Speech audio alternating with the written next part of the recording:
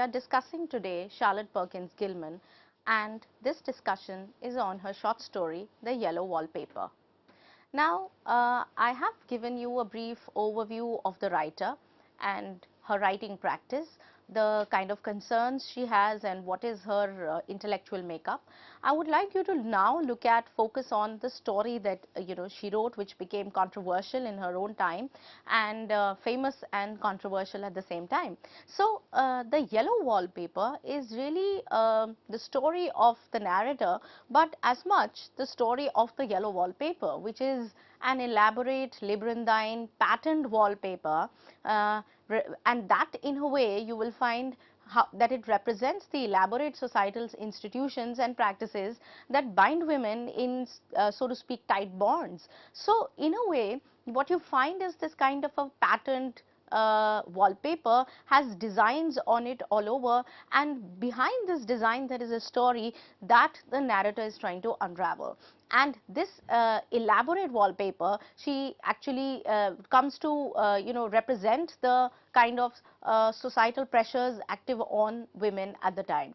You find that the image, in this wallpaper you find that there is the image of women who are creeping from behind the designs, and that is on the wallpaper. And in a way this refers to the ways in which women find ways of breaking structures, and I'll go a bit into it. As you will find, there is of course a very strong streak of madness and hysteria in women, and particularly in the case of the narrator, who is going through a phase in her life where she's in a way advised to be left without pen and paper, but there is a deep sense of anxiety that she experiences. And what is the nature of that anxiety, what has caused it, are some of the things that you will also look into while we discuss this story.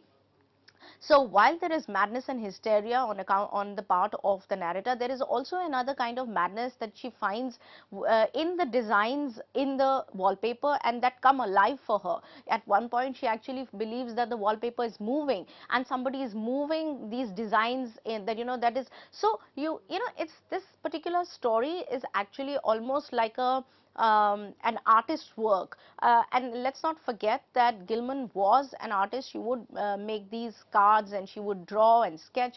So in a way what she does with this story is to give you a kind of a canvas which is constantly being filled and refilled with things, colors and smells and all of that, because this yellow wallpaper she keeps describing. At one point she describes this yellow wallpaper as very dull, and dull, that it bores you, and there is really nothing in it, and it is revolting, but at the same time she says it is pronounced because it irritates you. So this kind of a way in which she did, the contradictory way in which she describes it, also tells you that it's a complex picture. Now this yellow wallpaper then becomes symbolic for several things. It could be a symbol of your own mind, the chaotic space. It could be a symbol of society as such as it exists, with all its elaborate structures, institutions and practices and forms that make the that make the kind of design on the wall. So, and she keeps dividing this wallpaper into a kind of a foreground and background.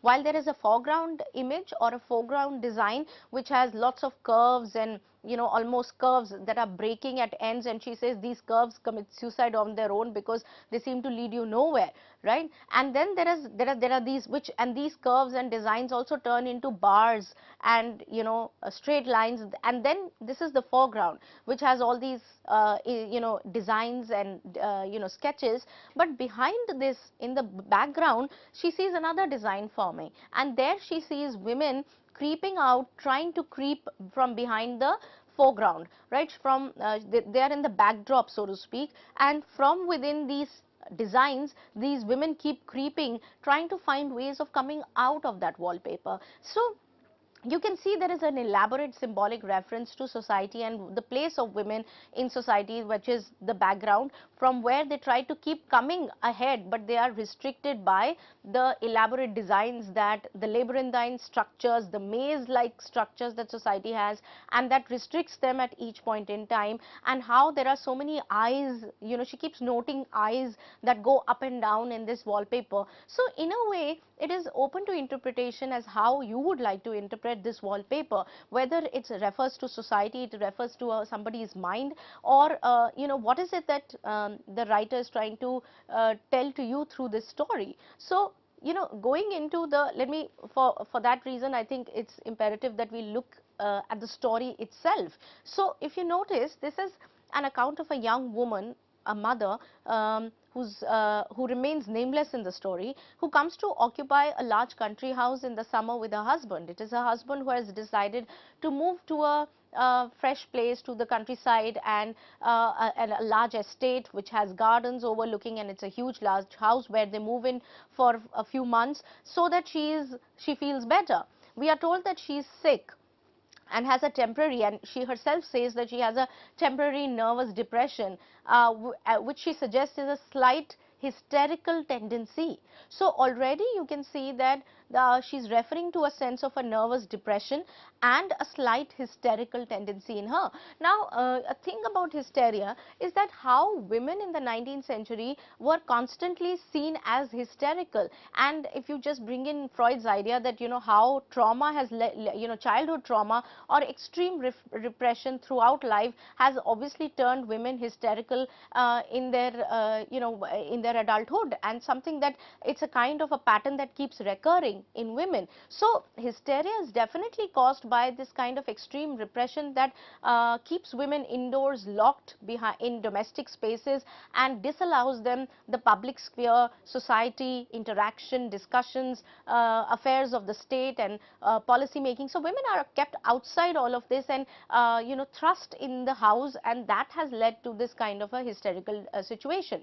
Now the husband, who's a doctor himself, refuses to believe that the wife has any physical ailment, and he only thinks that this is some kind of a temporary mood swing that she has, and he thinks that being in a country house will help her. So he confines her very much to the top large floor of the house, which was once a nursery and a gym, later maybe a gymnasium.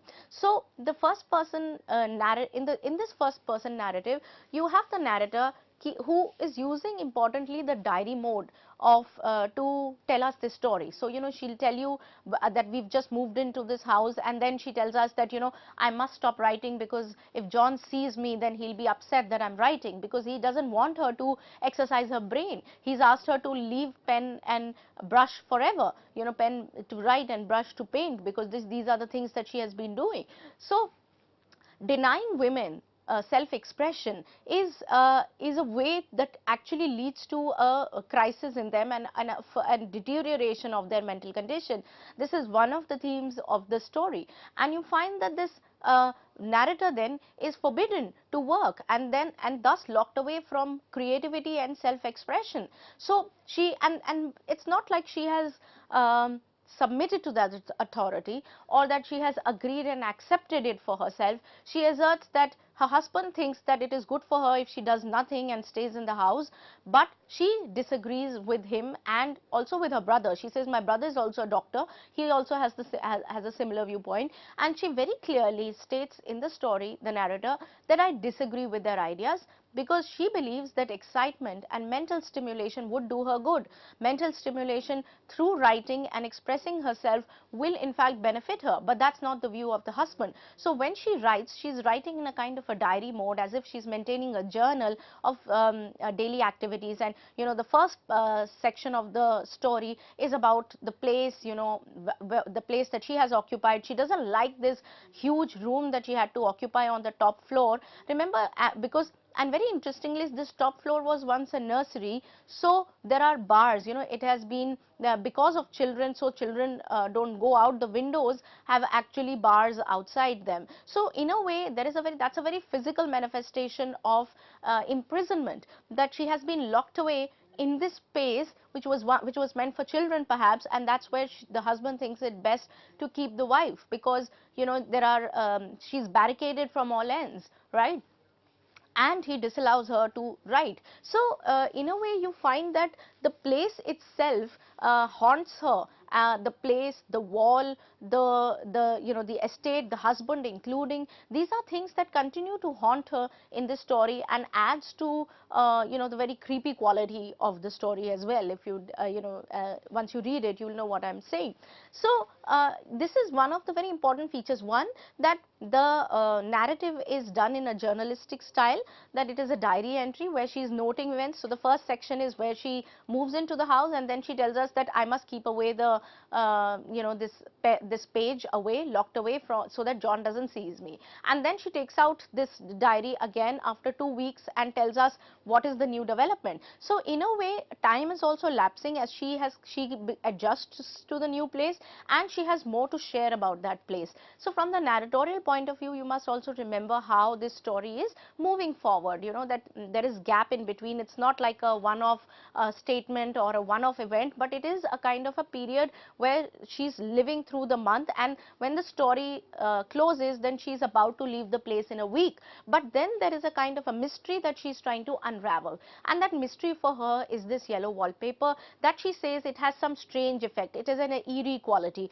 We are constantly made to believe that there is a kind of, I would say there is a kind of a magic realism here, because she is trying to go surrealistic, in order to be able to tell you how reality is not just what is available on the outside or what is visible, but what also lurks behind, what also prowls behind the scene. And for her, that is the actual real story that is hiding in the wallpaper, and that is the mystery and the code that she must decode, right? And it is this that excites her further in the story.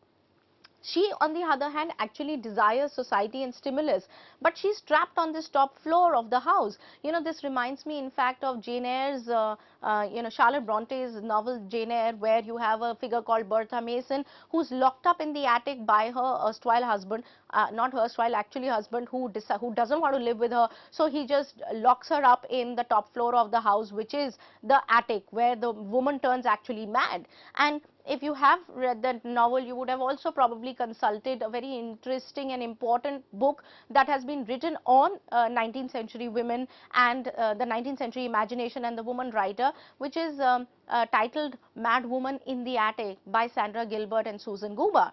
Now, the both of them actually offered a kind of a poignant critique of patriarchal structures. And in this book, while referring to the yellow wallpaper, the Gubar and Gilman suggest that Gilman herself called this a kind of a description of a case of nervous breakdown.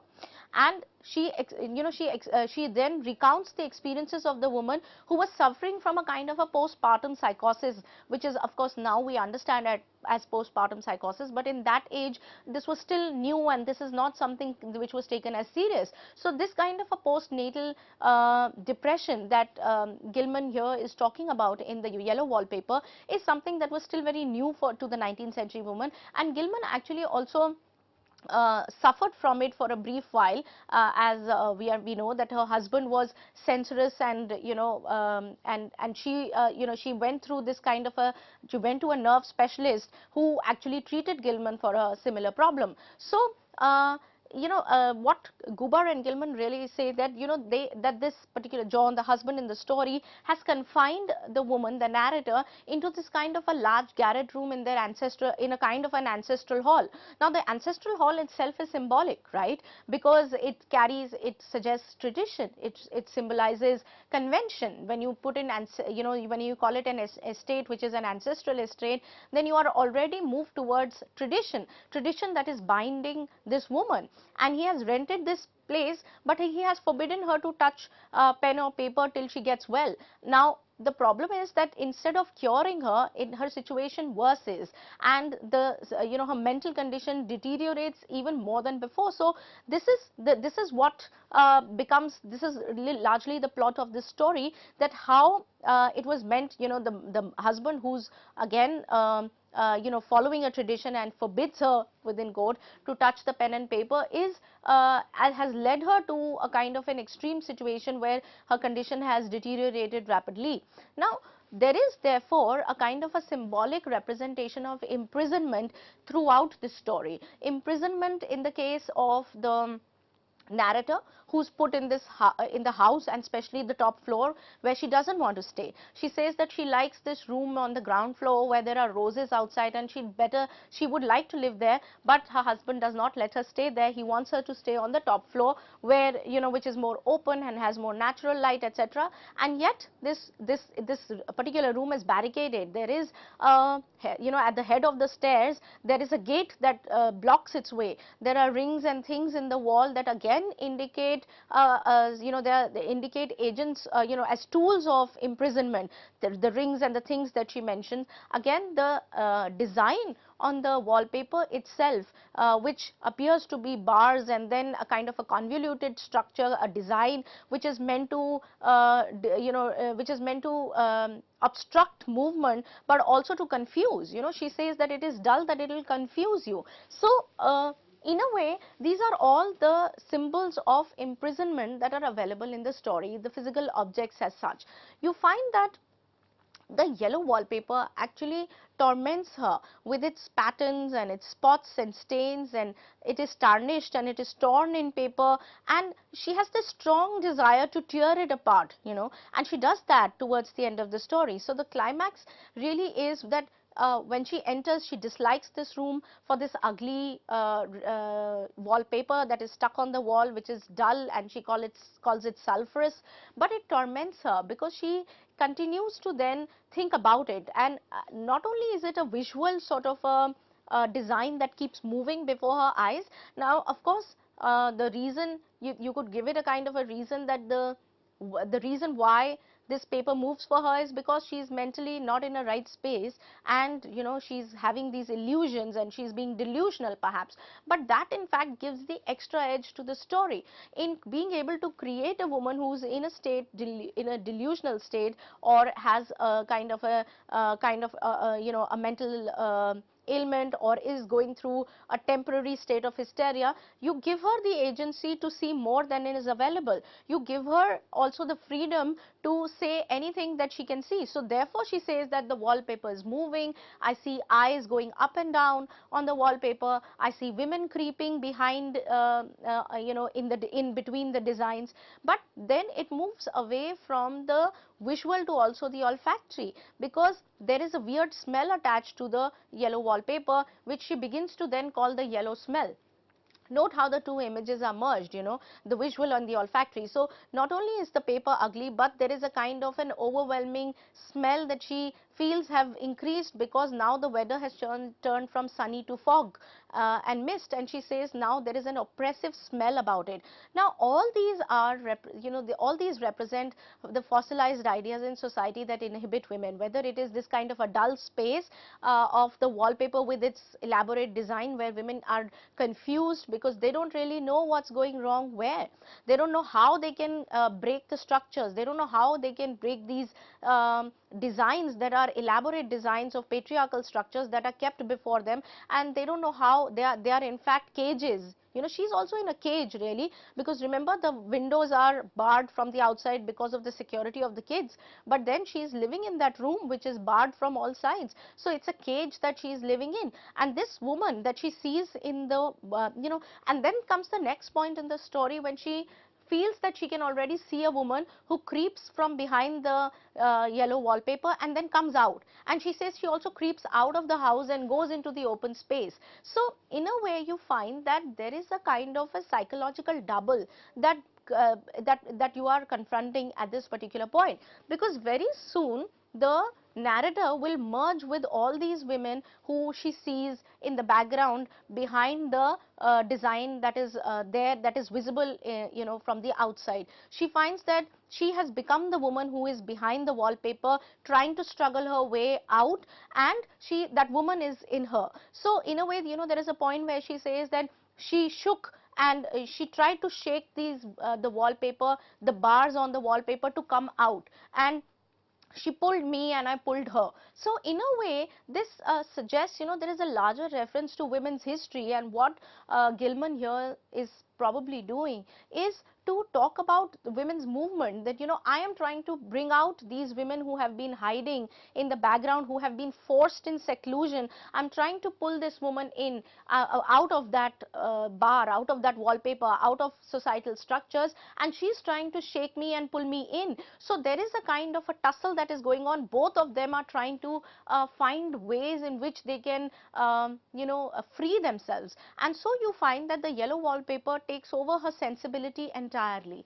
It surrounds her, it oppresses her. She's bent on finding the answers in the story, but we don't know what the question is. She says, I must find it.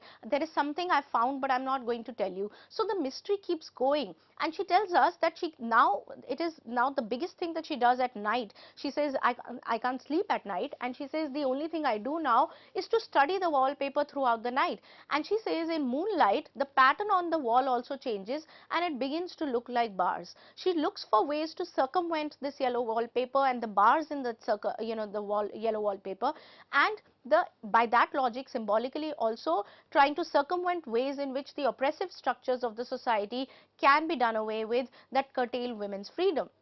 So you can already see how the yellow wallpaper, the house, the landscape, the husband, all of them constitute this oppressive patriarchal structure that she's up against. And after a point, you find that you find, and this is what Gilman and Gubar say, that the wallpaper in the story turns into what may be called, within quotes, a patriarchal text.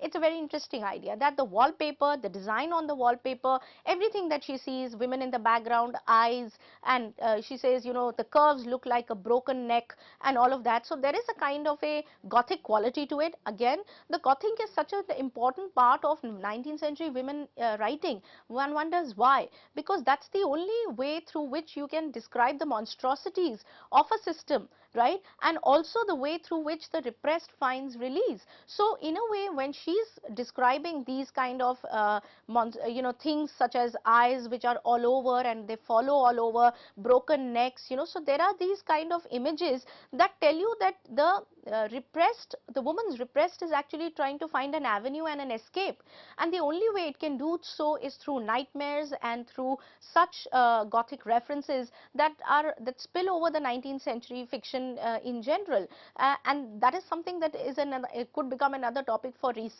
If you just look into the Gothic in women's fiction in the 19th century. So all these women, whether they are in the wallpaper that she sees, they are a part of a patriarchal text, and so is she, and they are all trying to break free from that patriarchal text that confuses them and finally kills them. So the wallpaper, she says, has a kind of a sub pattern. Now sub pattern could refer to the subconscious as well, right? She says that the wallpaper has a kind of a sub pattern in a different shade, a particularly irritating one, for you can only see it in certain lights and not clearly then.